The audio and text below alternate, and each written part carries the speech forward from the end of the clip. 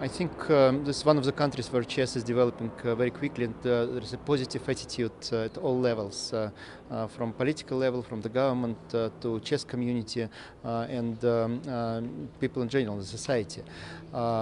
Yesterday in Kakomo camp, we saw how many kids love playing chess. They've been trained 800 kids already, including 100 girls, and teachers are very enthusiastic about that. We help them to improve their knowledge, and now they help kids, and this program is growing, so we are sure that we will have thousands of kids being trained. Today we will see the potential here in Nairobi, and from what we know already, there's a huge potential to get chess to all places around, and with the support of the government we can create also special spaces, centers, including centers for excellence, where young players will be able to improve their skills to the level of national team and compete internationally, to become role models for others to be involved into chess, including boys and girls. Chess in prisons, you've mentioned something about the internet, playing online. How safe is it? Well, first of all, taking chess to prisons is a social thing. It's not about just sports. So you need to start with bringing a coach, bringing chess sets to prison, start training inmates who normally love it, since they start communicating in a different way. They start taking decisions on their own. Every move is a separate decision they have to make, and they have to make it responsibly. And then, if you are good, you can then compete, including through internet. And we do it in such a way that it's completely safe. You just play chess. You cannot communicate in any other ways with outside of the world. So for the prison authorities, it's a safe thing to support and develop. One last question: your impact, your visit here, what kind of impact do you expect it will bring to this? Well, any visit like that has a goal to have a mutual understanding on what the priorities are for the National Chess Federation, what is the roadmap to that, how we can help to achieve those goals, both by consulting but also providing co-funding of the project. So here in Kenya we discussed both sports side and making chess in Kenya more competitive internationally, but also social side, all those projects that we now mentioned, chess for women, chess in prisons, chess for refugees, chess in the slums, chess for disabled, and we are very optimistic about the development of chess here in Kenya, including after this visit, since now we know each other much better. The team here is very efficient, and now we have direct contacts with all members of this team, and it will provide best possible results. Thank you. Well, we did not, I can tell you our experience, we did not select. We opened the chess program for any who are interested in, and right now in a Cook County prison we have about 150 inmates on a weekly basis. And you know, it's a jail, so the population is changing. Out of this 150, we have inside the jail events, tournaments, competitions, and that's how the team is built. Okay, and that's how we have 12 people in a team, and when they play, we rotate. So with this, I would say everybody has a choice, and everybody has a chance. The best what the prisoners can do is to participate. Number of countries, they have their own local championships, and that's how they select the team to participate in international events. International events definitely opening a lot more for the prisoners because they will be part of the big world. They will see the teams from prisons from many countries. Our first event last year, we had 30 different countries from all continents. We had from Australia and Africa, Asia, South and North America. So that is a big event. It's a big program. It's a big social program for rehabilitation for prisoners, and we really hope that Kenya will be part of this. Well, in this case, we were lucky because chess has been an activity in the prison, in the refugee camp for a decade and more than that. A chess club has been established. The new thing we are doing now is that we are reaching out to the schools in the camp, and we want the children in the schools in the camp to be exposed to chess with all the benefits for the children in their life situation to play chess, and so many areas in their life will be improved. So this was what we did, and we were lucky to have the support of partners including UNHCR and also the Lithuanian World Federation are with us in this program, and of course Chess Kenya. And we were able to open doors and start the program in August last year, and we aim to have some 1,600 kids going through the program over a period of a year, and also a special sub-program for girls where 3 boarding schools for girls in the camp are visited by us, and they are trained in chess and also meeting people, women with so much experience in chess, and they are telling their stories to these girls and inspiring them for their life going forward. We know the setup in a refugee camp. Is it really easy? Do you think it is sinking in their minds? Well, I think they want us to see them as ordinary people, only in a very difficult life situation. They all say that. What we have done is we have trained refugees to become the chess trainers. That's the first thing we did. And these people are amazing. They grow to the task, and they feel that they have a lifetime opportunity to do something meaningful. And then the children, of course they are young still, but when they come with their enthusiasm, it's so nice to see. So I think we can say that being in a refugee camp with chess is such a very good thing to do. For it to be a strong, one last question, for it to be like a very strong spot in the refugee camp, for you to say now we've reached a point where we want it, do you have a time frame for that? Well, first of all, we consider this a social initiative. It's not about finding the next world champion, it's for giving something to many people. But at the same time, we have decided that we now go and try to have a team from the Kakuma camp participate in the Chess World Olympics, which will take place this summer in Europe. And we will support that we train a team from Kakuma and we help them come to the Olympiads, play the game, come back to the camp and inspire everyone by such an event. So this is already decided and set in motion. Yeah, Kenya currently is one of the major countries in Africa and across the world, which is growing actually in chessboard fastest, if I may say.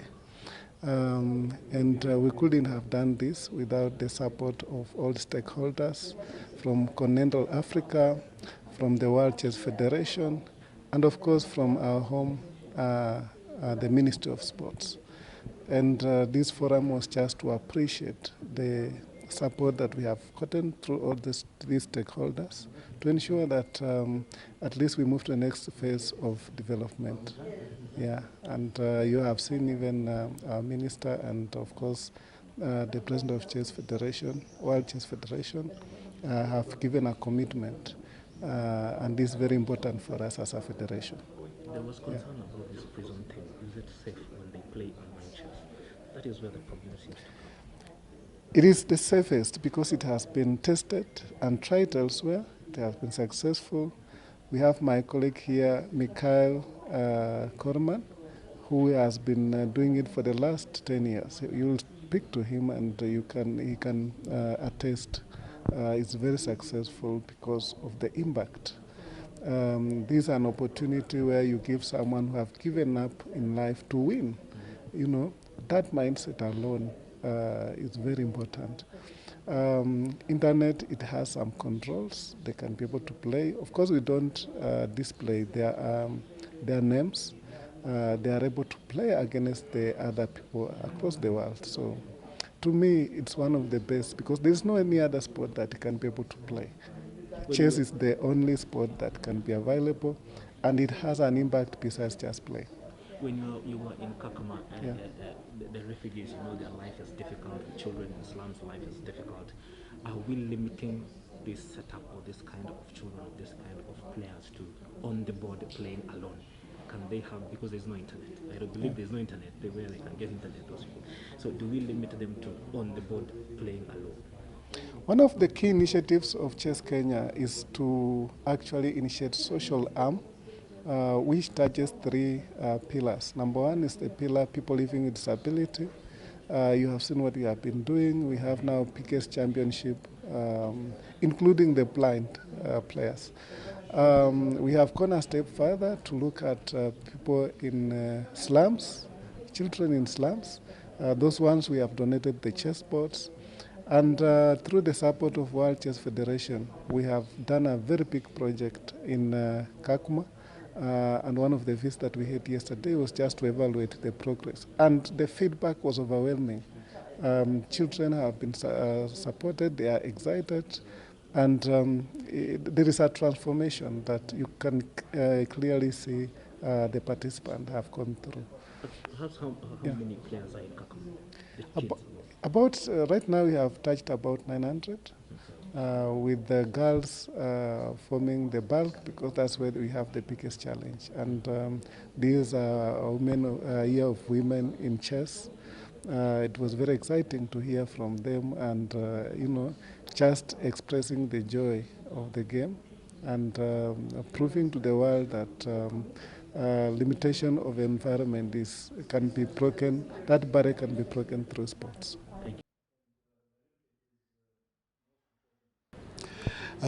Yes, actually, when we have visitors like the president of the World Chess Federation coming through with an entourage that includes some other sort of social aspects of chess which we are building on, like the prisons aspect and also the social commission, which is focusing at the moment on the Kakuma refugee camp.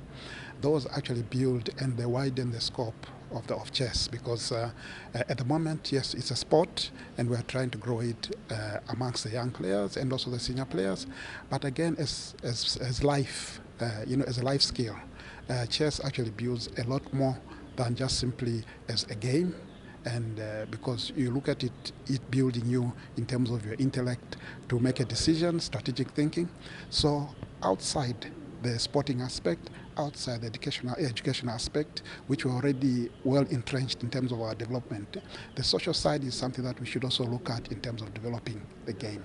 Because as you've heard, on the prison side, for example, when you look at rehabilitating people who are in prison, and because the essence of prison is basically rehabilitation. And that in itself, when someone sits in prison and they look at what they've done in life, how they've got where they are, and they sort of also strategically think, what are the other options available for me? And then through playing chess and through, even if it's online, they're able to communicate with the world and see the other options that are available for them in life. And that in itself is designed to take them away from the criminal side and whatever issues that they've got into prison for. So that is on that side. On the refugee side, when we have all these conflicts around Africa, in terms of the quality of life within refugee camps, rather than them sitting down and thinking, why are we here, why are this? If they're able to expand, the activities to playing chess and appreciate that there is this thing we can do whilst people are trying to resolve the conflicts, that in way also cuts the quality of life, for the refugees. And also now that we're adding on invitations for them to participate in global events like the Olympiads, that in itself also gives them a purpose. They're not sitting there and thinking about the problems, the challenges that they're having. They can also think, whilst other people are sorting out these challenges of ours, we can also get on with life and improve certain areas of our life and the quality of life. So that in itself adds quite a lot. And when you've got someone like the President of the World Chess Federation coming through and meeting with government officials and other stakeholders, it also emphasizes that this is a much wider aspect of chess that we're building on.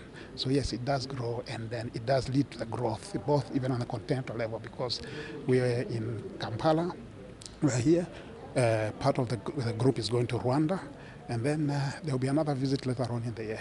So these are things that actually add a lot of value and also to the growth of chess in Africa. Thank you, Mr. President. Thank you.